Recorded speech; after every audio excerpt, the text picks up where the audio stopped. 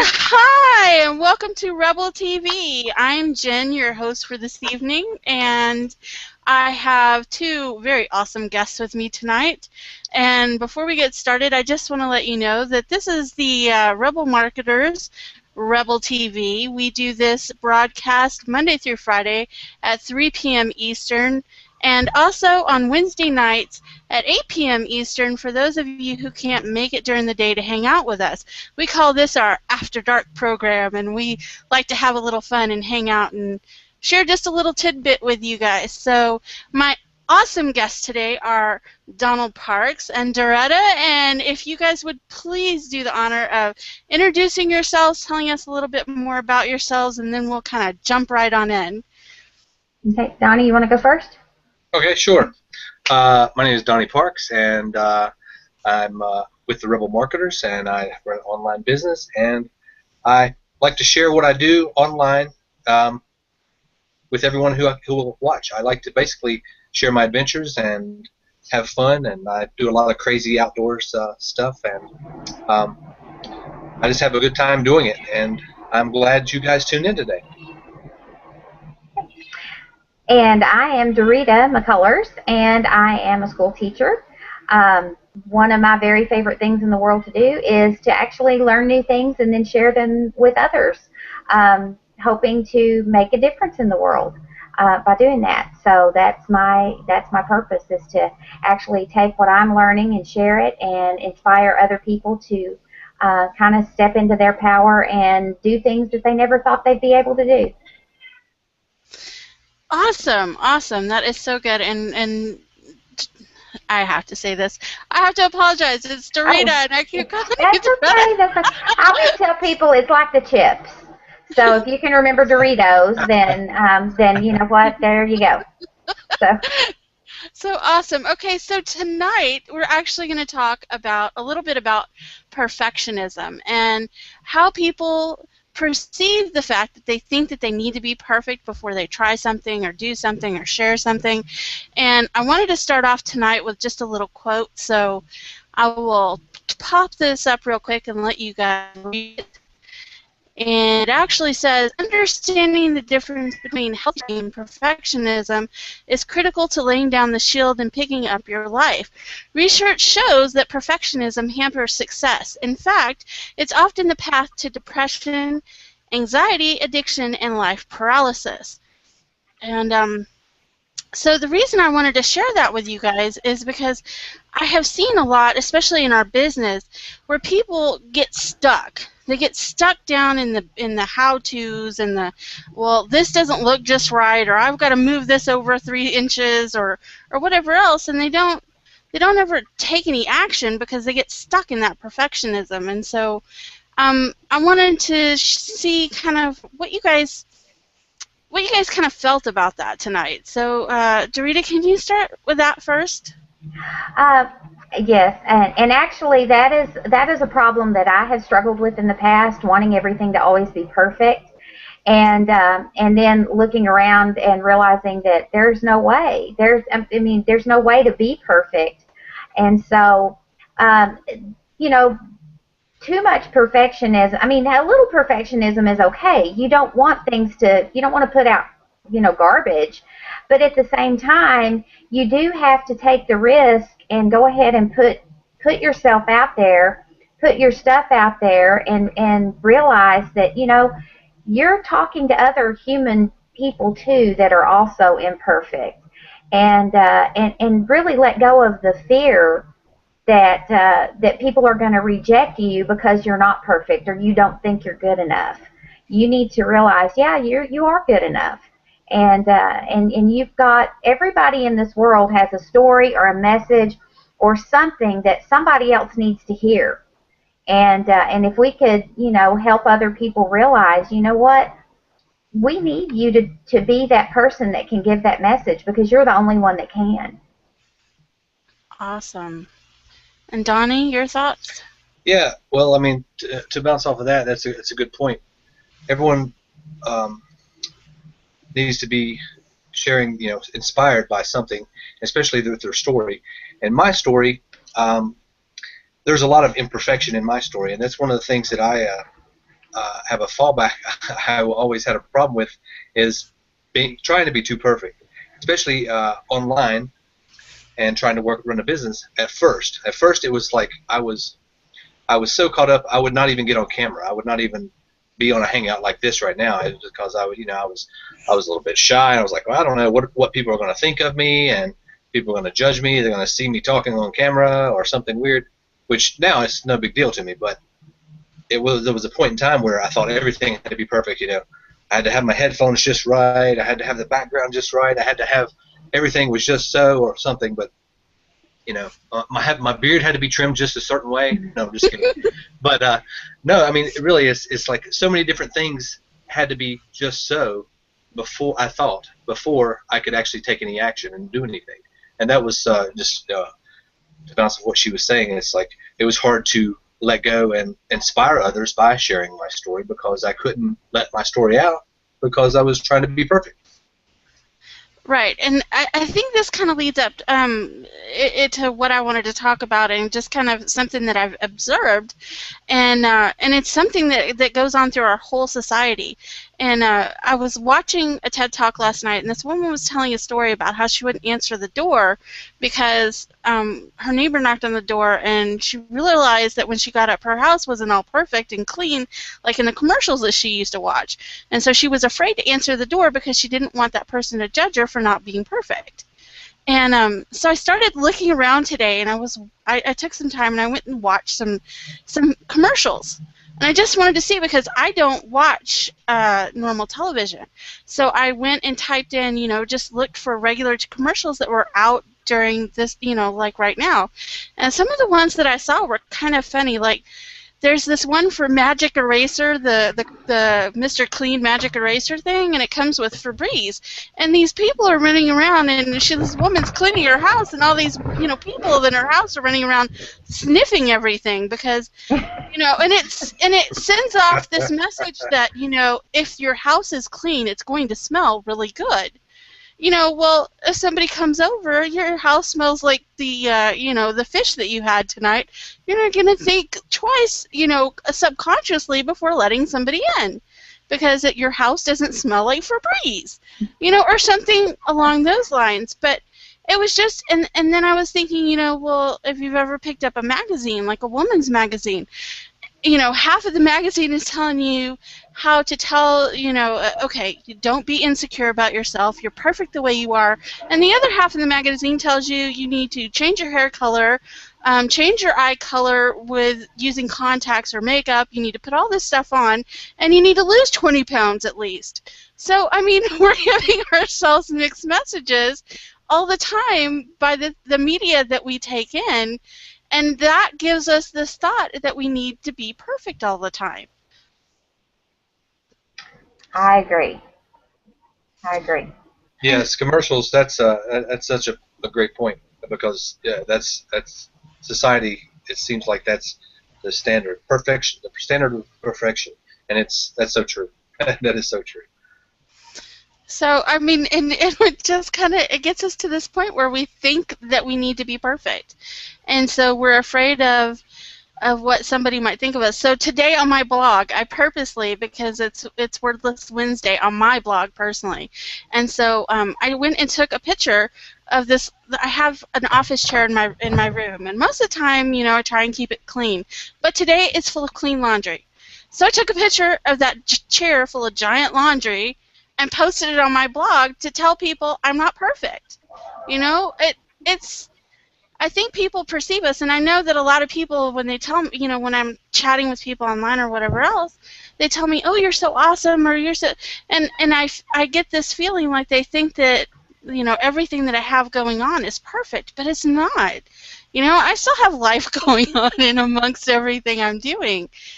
And so I think it's important sometimes that we mix that in with our message of what we're sharing, because I think people can look at what we're sharing and think that we're being too perfect, even in our imperfections that we try and share already. Yeah.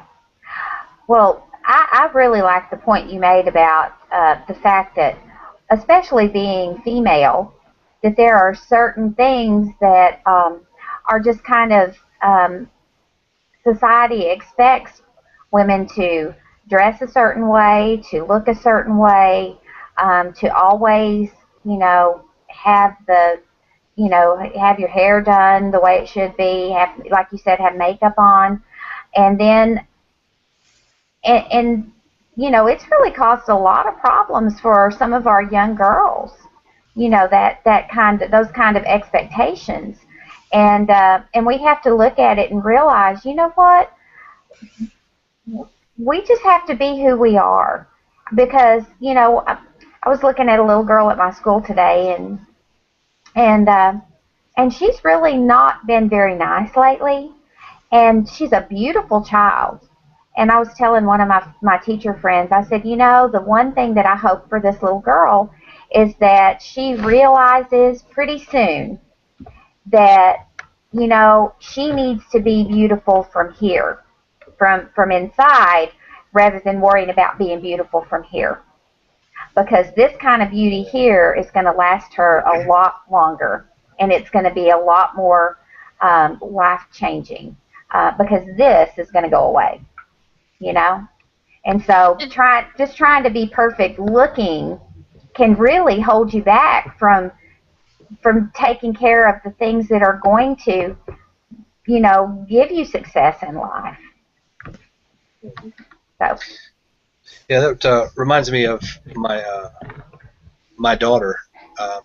She just graduated college, and um, growing all through adolescence and into high school and throughout college, she has been, challenged with, by her peers, thinking that she had to be a certain way in society also. And she's very intelligent, and she's always, she made straight A's since fifth grade, and got like full scholarships to college, and Awesome. she's just really smart. And um, she always had that, but she always felt physically that since she really wasn't an athlete.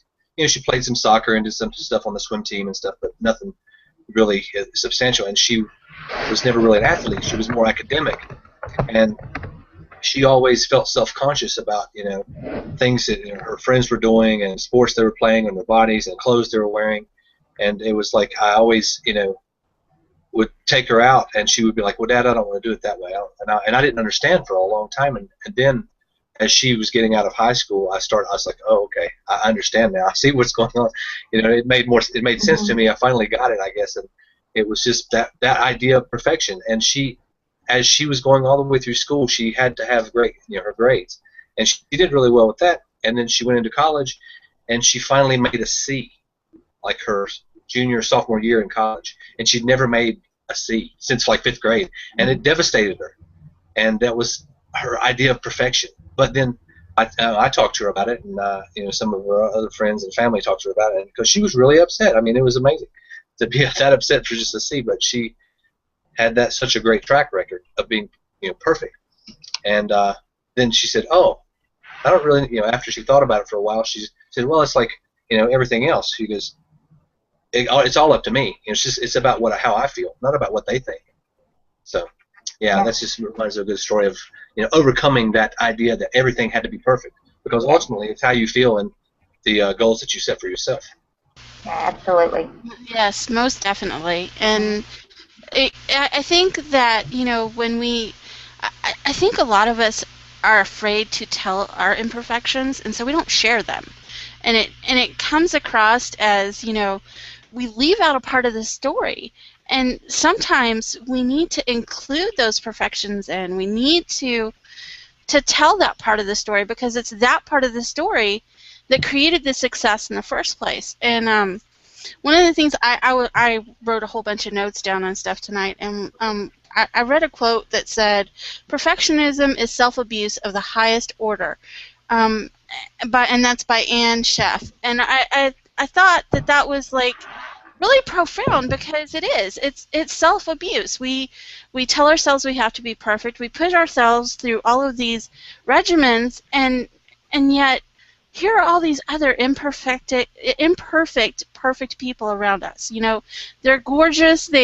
They're awesome for who they are and what they do, and we don't celebrate that enough by just celebrating who we are.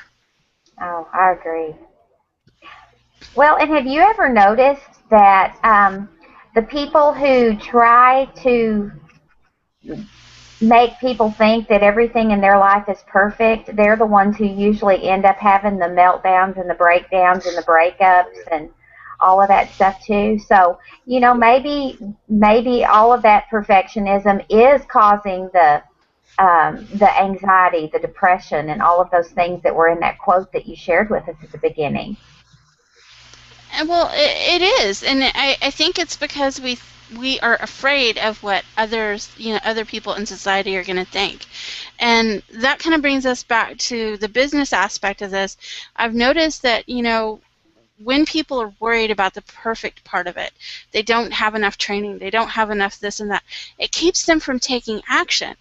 And I wrote a blog post, and it was about writing the other day, and it said, it had this little picture in there, and it said, practice don't make perfect, doing does. And so it's you can practice all day long, but if you're not doing it and you're not taking action on it, you're not going to get anywhere, because you're not going to learn anything from what you're doing. Oh, absolutely. So, well, and Donnie, you're an athlete, so you do all of this training and all of this, practice in sports and different things.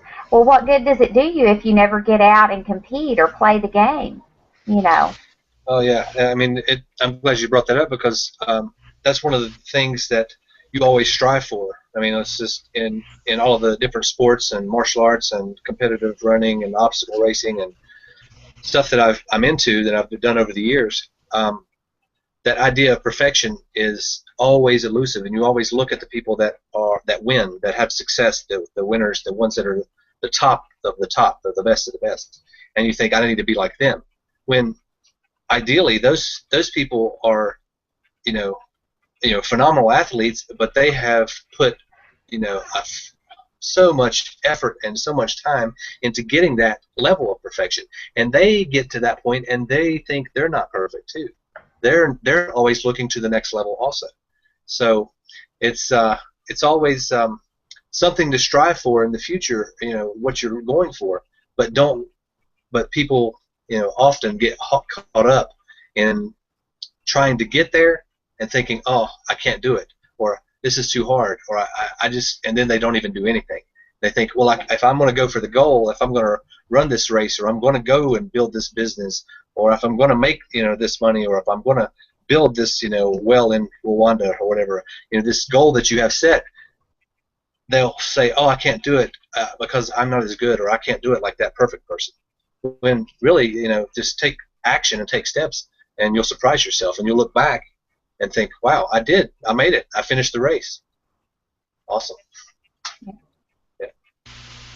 Yeah, I actually was on Rebel TV earlier today too as a guest, and we were talking about that, having accountability partners, which is a little bit different than this perfection thing, but what that can do is actually help you show where you're trying to be perfect and where you're making your mistakes and where you can help to course correct. I know, Donnie, like when you do you're talking about, it was a couple of weeks ago, you were talking about running from ninjas as one of your course things. Oh, yeah. There we go. I'm actually wearing this shirt. That's an actual perfect analysis, though, of course correcting. Mm-hmm. Can you kind of talk about just a little bit here for a second? Because I mean, there is no perfect way to run that race, because there are ninjas and other people and other things running at you. So how do you make those course corrections in a second, and not and not worry about the perfection aspect of it, and just getting through the race itself so that you can learn something from it? Well, in a race like that, and this one in particular was different, because I actually did have ninjas chasing me. They would just pop out of the bushes and chase you for a good while, and they would try to steal your flags.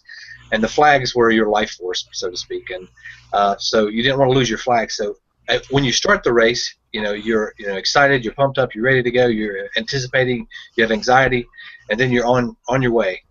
Well, once you get going into it for a few miles, this is like almost a 7-mile race, 6-mile race, and you're just running up through the mountains and everything, and you're constantly doing course corrections. You're constantly going through this obstacle, well, I need to go around this way, or I need to go through this creek this way.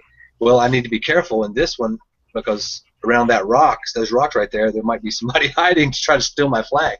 So, and constantly making a course correction is similar to how you have to, meander through and find out ways to run a business or go for a goal or anything else besides running a race.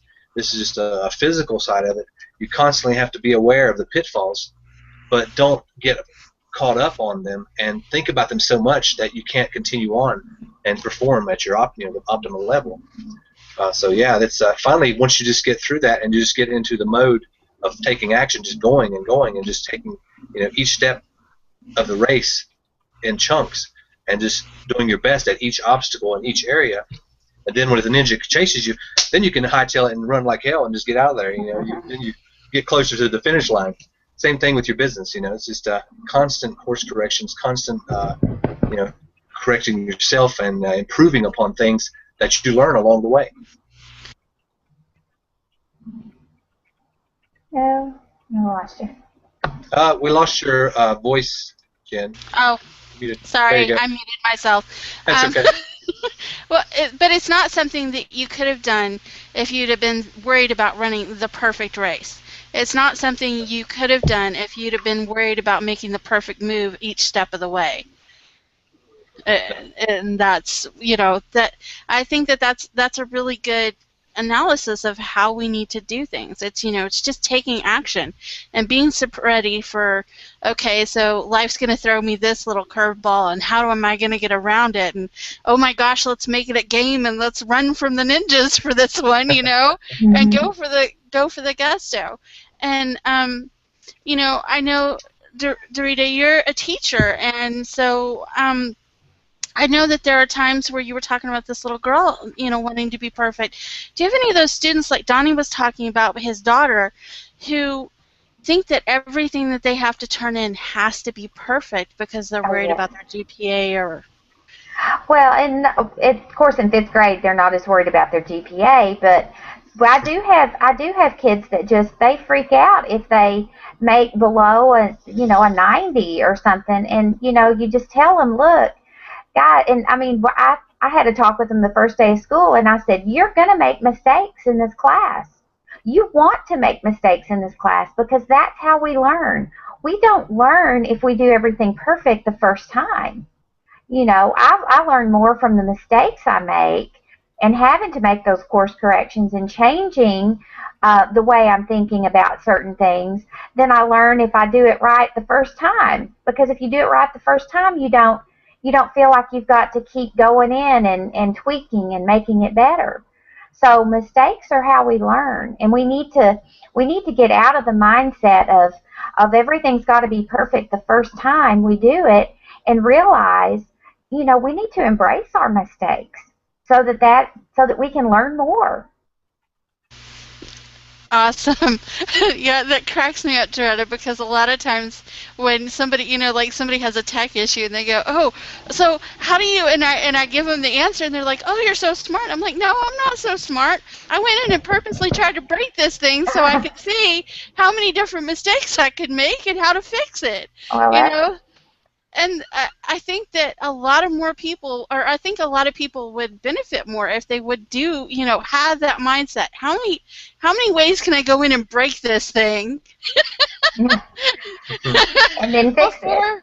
And then what do I need to do to fix it? Absolutely. How can I tweak this to make it work for me? I've never had any of those tech issues. I've never had any tech issues, so I don't need to worry about that, right? You cracked me up, Tony. I think we all do, though. I think we all have those type issues. Oh, yes. Okay, I'm going to share one last quote real quick with you guys, and then we'll do our final wrap-up. But this is just kind of to cover up, basically what we've been talking about tonight real quick. And in case you can't read that says, at its roots, perfectionism isn't really about a deep love of being meticulous. It's about fear. Fear of making mistakes, fear of failure, fear of success. Michael Law. And I think that totally wraps up what we were talking tonight. You know, perfectionism is fear. It's fear of looking like you don't belong. It's fear of making a mistake, and it's fear of not being perfect. And guys, none of us are. None of us are. That's So, it. final thoughts, guys. Wrap it up for me. Let's bring this home. Well, I've got my label is Donnie Parks. I'm not perfect. I admit it. I admit it. I'm not perfect. But no, all kidding aside, no, I just wanted to give a thanks to all the viewers out there. I appreciate you guys watching. And if you're out there and you do have fear about doing something, fear of perfection, fear because it's not going to be perfect, don't let that fear hold you back from what you're doing. Because if you just suck it up and just reach down inside yourself and find that spark, find that drive, and think about what you really want, and just take that step. Just take that step and start the race. Then you'll get on your way and you're there to the finish line. And my last thought is going to be, of course, I'm not perfect either, so I'm joining that club. But it's something that I've heard over and over and over again the last few months, that imperfect action always beats perfect inaction. And so Yes. if we can remember that, then that was one thing that helped me get started, is realizing that it's never going to be perfect. I've just got to start taking action. Yes. That's awesome, Doretta. Okay, guys, we are totally excited that you showed up here tonight and that you wanted to watch our episode with us and hang out with us tonight. If you are here and you happen to be on somebody's blog or somebody's page and they sent you here, then please, please look for the link, here or down here or over here or, somewhere around here. There's a link that somebody wanted to share with you because they sent you here. And, if this message touched you at all, then come hang out with us. I'm sure their message is to let you know a little bit more about what we do, but we love imperfect people. The rebel marketers we're full of imperfect people, and we love sharing where we're making mistakes and what we need to do to correct them, and helping each other along the way. So come hold hands with us. Come join us. We are super excited that you're here to be with us tonight, and we'll see you again tomorrow. Good night. Bye. Good night.